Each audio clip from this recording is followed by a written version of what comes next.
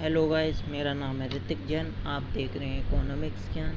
आज की हम इस वीडियो में डिस्कस करेंगे इन्वेस्टमेंट क्या होता है, उसके कंपोनेंट क्या हैं और उसके सिग्निफिकेंस क्या हैं, ग्रॉस इन्वेस्टमेंट क्या होता है, नेट इन्वेस्टमेंट क्या होता है, डिज़ायर्ड इन्वेंट्री स्टॉक क्या होता है, अनडिज़ायर्ड इन्वेंट्री स्टॉक क्या होता है, ग्रॉस नेट इन्वेस्टमेंट के सिग्निफिकेंस क्या हैं। आज हम इस वीडियो में डिस्कस करेंगे इन्वेस्टमेंट। चलो स्टार्ट करते हैं। इन्वेस्टमेंट एक प्रोसेस है कैपिटल फॉर्मेशन की, और एक प्रोसेस है इस कैपिटल के स्टॉक के इंक्रीज होने की। इन्वेस्टमेंट का फॉर्मूला है I is equal to change in capital stock during the year. Investment is equal to change in capital stock during the year. Change in the stock of capital is also called capital formation. Capital formation भी कहा जाता है। जो भी change होता है capital के stock में, उसको कैपिटल फॉर्मेशन भी कहा जाता है। इसीलिए इन्वेस्टमेंट एक प्रोसेस है कैपिटल फॉर्मेशन की, और कैपिटल के स्टॉक के इंक्रीज होने की एक प्रोसेस है इन्वेस्टमेंट। इसी को हम इन्वेस्टमेंट कहते हैं। इसके दो कंपोनेंट होते हैं। इन्वेस्टमेंट के दो कंपोनेंट होते हैं, fix investment, inventory investment. Fix investment refers to increase in the stock of fixed asset of the producer during an accounting year. Fix investment fix asset के इंक्रीज होने को कहा जाता है। जो भी अकाउंटिंग ईयर में मतलब अकाउंटिंग ईयर मतलब 1 अप्रैल से शुरू होती है और 31 मार्च में एंड होती है। जो भी इनमें इंक्रीजमेंट होता है फिक्स एसेट का, उसको हम फिक्स इन्वेस्टमेंट कहते हैं। फॉर एग्जांपल मान लो 2018 में एट द बिगनिंग एक प्रोड्यूसर के पास 8 मशीन थी, और एट द एंड ऑफ 2018 उसके पास 10 मशीन हो गई। देन तब स्टॉक इंक्रीज हुआ। कितने से इंक्रीज हुआ? 2 मशीन द्वारा फिक्स एसेट इंक्रीज हुआ। इसको हम बोलेंगे फिक्स इन्वेस्टमेंट। इसके कुछ सिग्निफिकेंस होते हैं, आइए उनको भी देख लीजिए। Fix investment implies increase in the stock of fix asset. Fix investment fix asset increase होगा, फिक्स इन्वेस्टमेंट होगा तो फिक्स एसेट इंक्रीज होगा। प्लांट एंड मशीनरी प्रोड्यूसर की, इससे प्रोडक्शन की कैपेसिटी, प्रोड्यूसर की प्रोडक्शन की कैपेसिटी बढ़ेगी। अगर प्रोड्यूसर के प्रोडक्शन की कैपेसिटी बढ़ी तो फिक्स इन्वेस्टमेंट हायर से हायर लेवल आउटपुट दे पाएगा इकोनॉमी में। मतलब ज़्यादा से ज़्यादा आउटपुट दे पाएगा, ज़्यादा से ज़्यादा प्रोडक्शन कर पाएगा इकोनॉमी में। ये इकोनॉमी के लिए अच्छा है। इससे जीडीपी ग्रोथ होगी।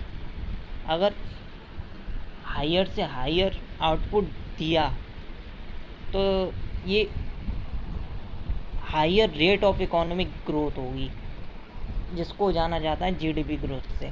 अब आइए डिस्कस करते हैं इन्वेंट्री इन्वेस्टमेंट क्या होता है। इन्वेंट्री इन्वेस्टमेंट प्रोड्यूसर के पास, प्रोड्यूसर होल्ड करता है कुछ finished goods, semi finished goods, raw material. इन तीनों को मिला के कहते हैं inventory stock. Producer inventory stock को होल्ड करता है। जो भी चेंज होता है इन्वेंट्री स्टॉक में ड्यूरिंग द ईयर, उसको हम बोलते हैं इन्वेंट्री इन्वेस्टमेंट। उसको हम बोलते हैं इन्वेंट्री इन्वेस्टमेंट प्रोड्यूसर के। इन्वेंट्री इन्वेस्टमेंट का फॉर्मूला है inventory stock at the end of the accounting year minus inventory stock at the beginning of the accounting year. इसके कुछ सिग्निफिकेंस हैं, इम्पोर्टेंस कुछ है।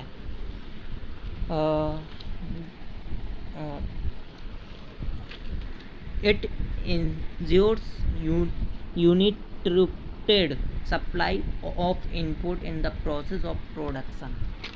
मतलब कि अगर रॉ मटेरियल होगा तो आसानी से उसका यूज किया जा सकता है प्रोडक्शन में। इसका पहला इम्पोर्टेंस ये है। और दूसरा इम्पोर्टेंस ये है, अगर प्रोड्यूसर के पास ज़्यादा रॉ मटेरियल होगा, काफ़ी रॉ मटेरियल होगा, तो मार्केट से वो रोज़ रॉ मटेरियल लेने से बच सकता है, जिससे दिक्कत ना हो प्राइस रिलेटिंग टू प्राइस, और कभी मिले या ना मिले रॉ मटेरियल, ये दिक्कत ना हो अगर काफ़ी स्टॉक हो प्रोड्यूसर के पास। तो ये इसका सिग्निफिकेंस है। और फिनिश्ड गुड का सिग्निफिकेंस है, अगर प्रोड्यूसर के पास फिनिश्ड गुड होगा तो फ्यूचर में जो डिमांड होगी उससे पूरी हो जाएगी फिनिश्ड गुड से। आइए अब बात करते हैं डिज़ायर इन्वेंट्री स्टॉक क्या होता है। इसी से रिलेटेड है।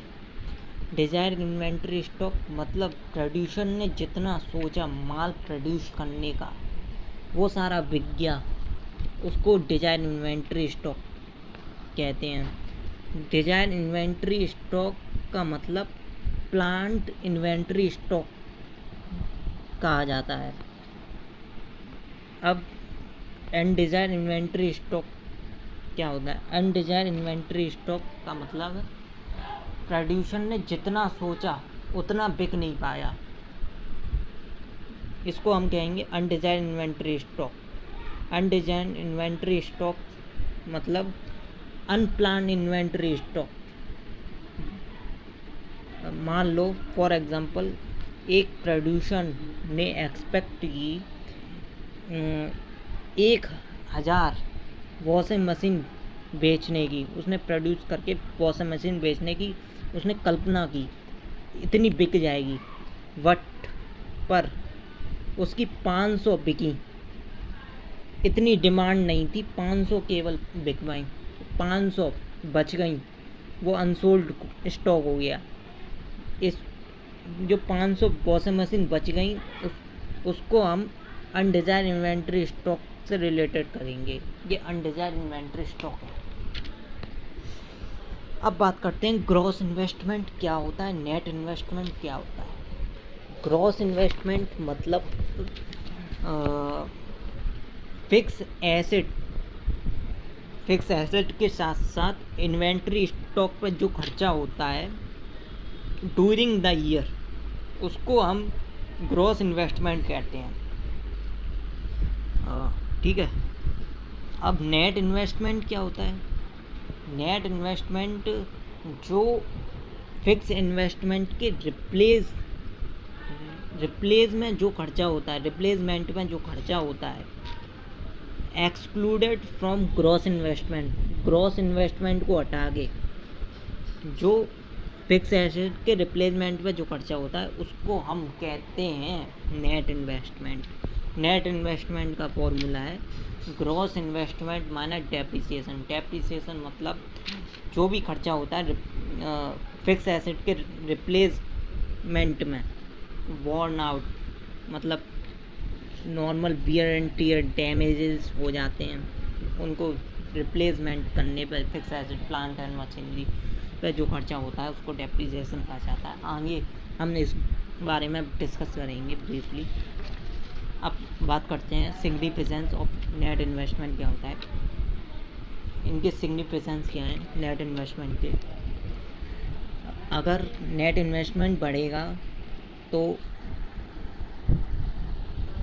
कैपिटल के stock it rises the stock of capital in the economy. अगर हायर कैपिटल के स्टॉक होंगे तो the availability of capital per unit of labour, per unit की लेबर बढ़ेगी, अगर लेबर बढ़ेगी तो एम्प्लॉयमेंट जनरेट होगा, अगर एम्प्लॉयमेंट जनरेट होगा तो इससे प्रोडक्शन की कैपेसिटी भी बढ़ेगी इकोनॉमी में। अगर प्रोडक्शन की कैपेसिटी बढ़ी तो डायरेक्टली जीडीपी बढ़ेगी। ये है, नेट इन्वेस्टमेंट से प्रोडक्शन कैपेसिटी बढ़ेगी, जनरेट अपॉर्चुनिटी होगी एम्प्लॉयमेंट की, और लेबर की एफिशिएंसी अच्छी होगी और जीडीपी अच्छी होगी। अब बात करते हैं इन दोनों में difference, gross investment net investment में डिफरेंस क्या है। It includes expenditure by the producer on the purchase of new asset as well as expenditure on the replacement of exceeding asset during an accounting year। Gross investment में दो चीज़ आती हैं, दोनों चीज़ आती हैं। एक नई एसेट जब परचेस करता है प्रोड्यूसर वो आती है, उस पर जो खर्चा करता है वो आती है, और जो पुरानी एसेट हो जाती है उसको बदलने के लिए जो खर्चा होता है वो आती है। दोनों इंक्लूड होती हैं ग्रॉस इन्वेस्टमेंट में। नेट इन्वेस्टमेंट में it includes expenditure by the producer of new asset only. इसमें केवल जब प्रोड्यूसर नई एसेट परचेस करता है, नई एसेट जैसे प्लांट एंड मशीनरी प्रोड्यूसर के काम आती है, वो परचेस करता है, इसी में सिर्फ वो ही जोड़ती हैं, और जो खर्चा होता है इनको सही करवाने का, बदलने का, वो इंक्लूड नहीं होता, वो लेस हो जाता है।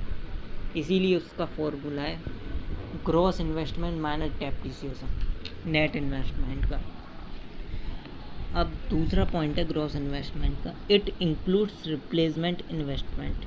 इसमें रिप्लेसमेंट इन्वेस्टमेंट इंक्लूड होता है,